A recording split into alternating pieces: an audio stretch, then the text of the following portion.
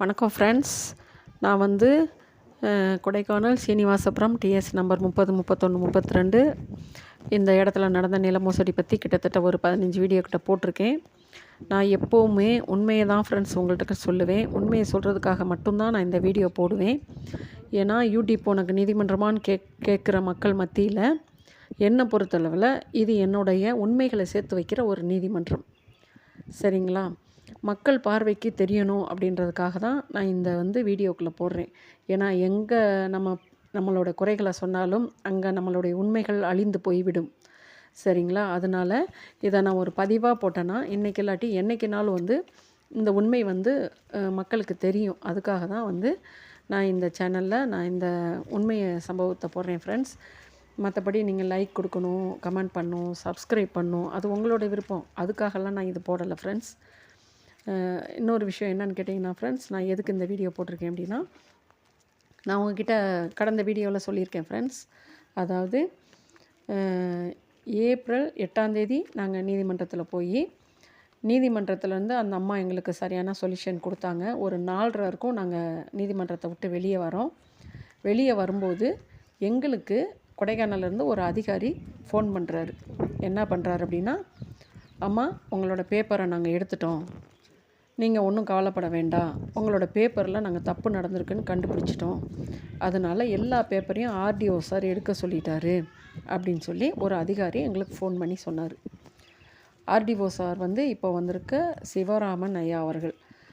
உண்மையிலே கடவுள் எங்களுக்கு கொடுத்த ஒரு வரப்பிரசாதம் தான் இந்த சிவராமன் சார், அப்படி தான் சொல்லணும். சரிங்களா?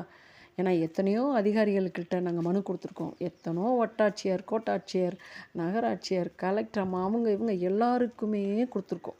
ஆனால் பேப்பர் எடுக்க சொன்னது ஆர்டிஓ சார் அவங்க மட்டும்தான். சரிங்களா? மேலிடத்துலேருந்து எல்லாருக்கும் கொடுத்துருக்கோம். ஆனால் ஆர்டிஓ சார் பேப்பர் எடுக்க சொன்னார்.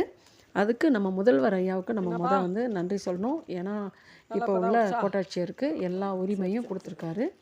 அதனால முதல்வர் ஐயா ஸ்டாலின் ஐயா அவர்களுக்கு உண்மையிலே ரொம்ப கரம் கூப்பி நன்றி சொல்லணும். ஏன்னா நான் அவருக்கும் நிறைய ஆன்லைன் மனு அனுப்பியிருக்கேன், தபால் மனு அனுப்பியிருக்கேன். ஆனால் திண்டுக்கல் மாவட்டத்துக்கு வரும், ஆனால் எங்களை விசாரிக்க மாட்டாங்க. இதுதான் இது வரைக்கும் நடந்துச்சு. ஆனால் ஐயா இந்த ஆர்டிஓ அதாவது கோட்டாட்சியர்களுக்கு கொடுத்த இந்த உரிமை எங்களுக்கு இன்றைக்கி ஒரு பயனுள்ளதாக இருக்குது. சரிங்களா? அப்போ அவர் சொன்னார், ஏம்மா உங்கள் பேப்பர்லாம் எடுத்தாச்சு, நீங்கள் ஒன்றும் பயப்பட வேண்டாம், அதுக்கான வேலையை நாங்கள் பார்க்குறோன்னு சொன்னோன்னே ஃப்ரெண்ட்ஸ் எங்களுக்கு என்னன்னு கேட்டிங்கன்னா ஒரு 100 வயசு கூடுன மாதிரி ஒரு சந்தோஷம். அப்படி ஒரு சந்தோஷம் அந்த கோர்ட்டை விட்டு வெளியே வரும்போது எங்கள் ஜனங்க எல்லாருக்குமே சந்தோஷமாயிருச்சு. அப்படி ஒரு சந்தோஷத்தில் நாங்கள் இருக்கோம் ஃப்ரெண்ட்ஸ். சரிங்களா? இப்போ பேப்பர் எடுக்க சொல்லிட்டாங்களா? ஏப்ரல் 8 சார் சொல்லியிருக்காரு. சரிங்களா? மே 9 வரைக்கும் 10 வரைக்கும் அதுக்கான எந்த அறிகுறியும் இல்லை. நாங்கள் ஆர்டிஓ சார்கிட்ட போவோம், தாசில்தார் சார்கிட்ட போவோம். தாசில்தார் சார் எங்கிட்ட சொல்லிட்டாரு. ஏன்னா VO sir, RI sir, surveyor sir எல்லாமே அவங்களுடைய பேப்பர் எடுத்து தாசில்தார்கிட்ட கொடுத்துட்டாங்க. இப்போ தாசில்தார் அலுவலகத்தில் எங்களோட பழைய அதாவது 30 வருஷத்துக்கு 30ஆம் வருஷத்துக்குள்ள பேப்பரை எடுக்கணும். எங்கள் தாத்தா அந்த வருஷத்தில் தான் சொத்து வாங்கியிருக்காரு, 32 வாங்கியிருக்காரு. அந்த பேப்பரை எடுக்கணும். இப்போது மே 9 வரைக்குமே எடுக்கலை. இவங்க ஏன் லேட் பண்ணுறாங்க அப்படின்றது காரணம் தெரியலை. ஆனால் உண்மையிலே ஹெட் தாசில்தாராகட்டும் கார்த்திகேயன் சார் ரொம்ப நல்ல மனுஷன். ஏன்னா எல்லாருமே சொன்னாங்க, கொடைக்கானலுக்கு உங்களுக்கு கிடைச்ச வரப்பிரசாதம் ஆர்டிஓ சிவராமன் சாரும் கார்த்திகேயன் சாருன்னு சொன்னாங்க. அது ஓரளவுக்கு எங்களால் கணிக்க முடிஞ்சது. அப்போது தாசில்தார் சாருமே எங்கிட்ட நிறைய தடவை சொல்லியிருக்காரு, ஏம்மா இவங்க எல்லோரும் பேப்பர் என்கிட்ட கொடுத்துட்டாங்க, நான் தான் இங்கேருந்து ஆர்டிஓ சாருக்கு அனுப்பி வைக்கணும், நான் சீக்கிரம் அனுப்பி வைக்கிறேன்னு சொல்லிட்டாரு. மே 9 வரைக்கும் அனுப்பலை ஃப்ரெண்ட்ஸ். மே 9 எங்களை எஸ்பி ஆஃபீஸில் கூப்பிட்டு மிரட்டினாங்க அப்படின்னு சொல்லி வெத்து பேப்பரில் கையெழுத்து கேட்டாங்கன்னு உங்கள்கிட்ட நான் சொல்லிட்டேன். அது ஏன் நடந்தது? இவங்க பண்ணுற தாமதம். அதாவது உயர் அதிகாரியெல்லாம் ரொம்ப நல்லவங்க, ஆனால் இந்த துணை அதிகாரிகள் இருக்காங்க பாருங்கள், ஒரு சில முதலைகள், அவங்க செய்கிற ஒரு தவறுகள் தான் இந்த உயர் அதிகாரிகளோட பேர் கெடுறதுக்கு காரணம். இவங்க எடுக்கக்கூடாதுன்னு வச்சுருக்காங்களா, அது எதிர்பார்ட்டிக்கு சப்போர்ட் பண்ணுறதுக்காக வச்சுருக்காங்களா? எனக்கு பார்க்க அந்த 2வது இது தான் உண்மை. சரிங்களா? ஏன்னா மக்களுன்னு பார்க்க போனால் எல்லாருமே பாதிக்கப்பட்ட மக்கள் போது நேரம் அந்த பேப்பர் எடுத்திருப்பாங்க. அதாவது எதிர் பார்ட்டிக்கு சப்போர்ட் பண்ணுறவங்க தான் இது வரைக்கும் அந்த பேப்பர் எடுக்காமல் எங்களை எஸ்பி ஆஃபீஸில் கூப்பிட்டு மிரட்ட வச்சு நாங்கள் கையெழுத்து போடலன்னாவும் அடுத்தடுத்து வேறு என்ன பண்ணலாம் அப்படின்னு சொல்லி இவங்களுக்குள்ளே ஐடியா கொடுத்துவாங்க. சார் நீங்கள் பேப்பர் எடுக்காதீங்க, நான் அதுக்குள்ளே இதை பண்ணிடுறேன் அதை பண்ணிடுறேன்னு ஏதோ ஒரு கேமிங் நடந்துகிட்ருக்கு ஃப்ரெண்ட்ஸ். அது எனக்கு மனசார தெரியும். அதுக்கு நான் 100% கேரண்டி. சரிங்களா? இப்போது ஜூன் 6ஆம் தேதி 5ஆம் தேதி நாங்கள் வந்து தாசில்தார் ஆஃபீஸ்க்கு போகிறோம். அதுக்கு ஒரு 4 நாளைக்கு முன்னாடி தாசில்தார் சொன்னார், ஏம்மா இந்த மாதிரி எல்லாம் என்கிட்ட கொடுத்துட்டாங்க, நான் வந்து ஆர்டிஓ சாருக்கு சீக்கிரம் அனுப்பி வச்சிடறேன்னாரு. பார்த்தோம் 5-6 நாள் அனுப்பலை. திரும்ப நாங்கள் போனோம். 4ஆம் தேதி நாங்கள் போனப்போ அங்கே மீட்டிங் நடந்துட்டு இருந்துச்சு. ஆனால் இந்த பேப்பர் எடுக்க வேண்டிய ஒரு துணை அதிகாரிக்கு நல்லா தெரியும் நாங்கள் எதுக்கு வந்திருக்கோன்றது அவருக்கு தெரியும். காலையில் 11 மணிலேருந்து 4:30 வரைக்கும் மலையில் உட்காந்துருக்கோம் ஃப்ரெண்ட்ஸ். சரிங்களா? இவர் சொல்லலாம்ல எங்கள்கிட்ட, ஏம்மா உங்கள் பேப்பரை நான் தான் எடுக்கணும், எனக்கு கொஞ்சம் டைம் கொடுங்க, ஒரு 5-6 நாள் கொடுங்க, நான் எடுக்கிறேன் அப்படின்னு சொல்லலை. இவரும் சாப்பிட போயிட்டு 4:30-5 மணிக்கு வந்தார். நாங்களும் உட்காந்துருந்தோம் அன்றைக்கி பார்க்காம போகிறதில்லன்னு. அப்புறம் 4:30க்கே ஹெட் தாசில்தார் கார்த்திகேயன் சார்கிட்ட போய் கேட்டோம். அவர் இவரோட ஆஃபீஸ் கூப்பிட்டு போய் இவர் தாம்மா அந்த பேப்பர் எடுக்கணும், அவர்கிட்ட கேளுங்கன்ட்டார். இவர் என்ன சொன்னார், இன்னொரு ஆஃபீஸரை கூப்பிட்டாரு. அவர் பேர் சொல்ல நான் விரும்பலை. சரிங்களா? ஏன்னா இவங்களால் உயர் அதிகாரிகளுக்கு பேர் கெடுது, அதனால் நான் பேர் சொல்ல விரும்பலை.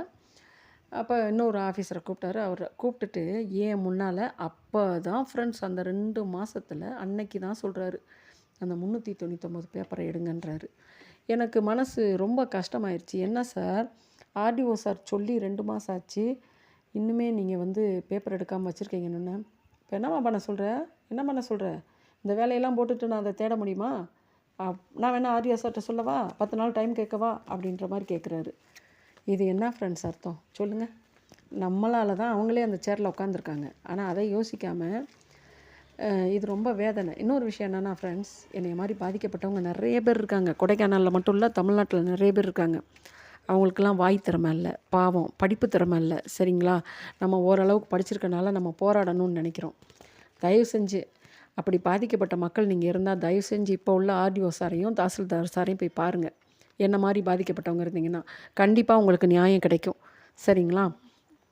இப்போ இந்த அதிகாரி இப்படி சொல்லிட்டாரு. நான் உடனே ஆர்டிஓ சார்கிட்டையும் நான் அந்த தகவலை சொல்லிட்டேன். அவர் இப்படி சொல்கிறார் சார்னு சொல்லிட்டேன். பரவாயில்ல, 10 நாள் பார்ப்போம். ஏன்னா இவங்களுக்குள்ளே என்ன நடக்குதுன்றது அப்போ தான் தெரியும். இன்னொரு உண்மை உங்கள்கிட்ட சொல்லணும் ஃப்ரெண்ட்ஸ். இந்த ஏப்ரல் 8ஆம் தேதி ஆர்டிஓ சார் வந்து பேப்பர் எடுக்க சொல்லிட்டாரு.